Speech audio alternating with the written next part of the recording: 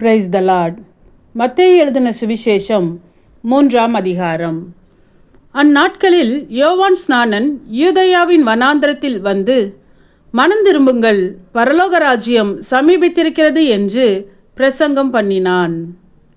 கர்த்தருக்கு வழியை ஆயத்தப்படுத்துங்கள், அவருக்கு பாதைகளை செவ்வை பண்ணுங்கள் என்று வனாந்திரத்திலே கூப்பிடுகிறவனுடைய சத்தம் உண்டென்று ஏசாயா தீர்க்கதரிசியினால் சொல்லப்பட்டவன் இவனே.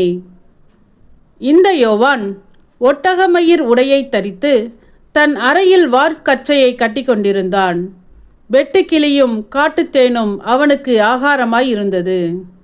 அப்பொழுது எருசலேம் நகரத்தாரும் யூதேயா தேசத்தார் அனைவரும் யோர்தானுக்கு அடுத்த சுற்றுப்புறத்தார் யாவரும் அவனிடத்திற்கு போய் தங்கள் பாவங்களை அறிக்கையிட்டு யோர்தான் நதியில் அவனால் ஞானஸ்நானம் பெற்றார்கள்.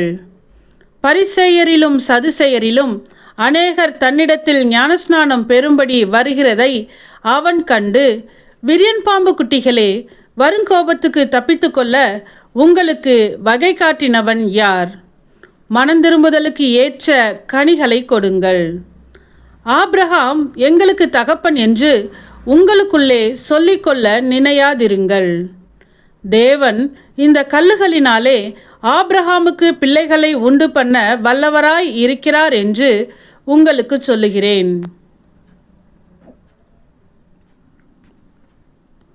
இப்பொழுதே கோடாரியானது மரங்களின் வேரருகே வைத்திருக்கிறது.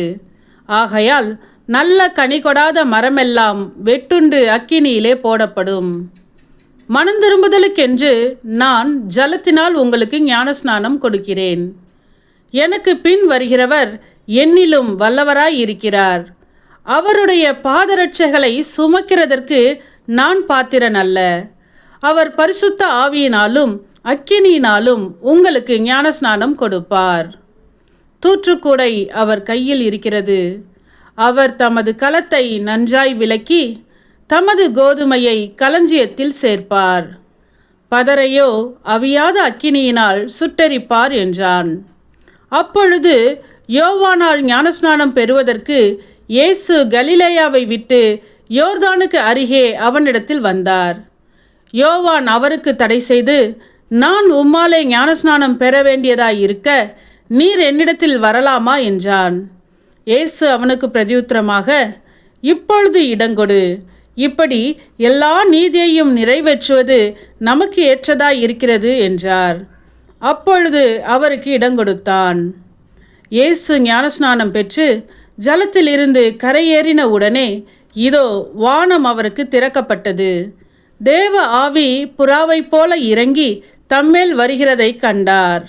அன்றியும் வானத்திலிருந்து ஒரு சத்தம் உண்டாகி, இவர் என்னுடைய நேசகுமாரன், இவரில் பிரியமாய் இருக்கிறேன் என்று உரைத்தது. ஆமென்.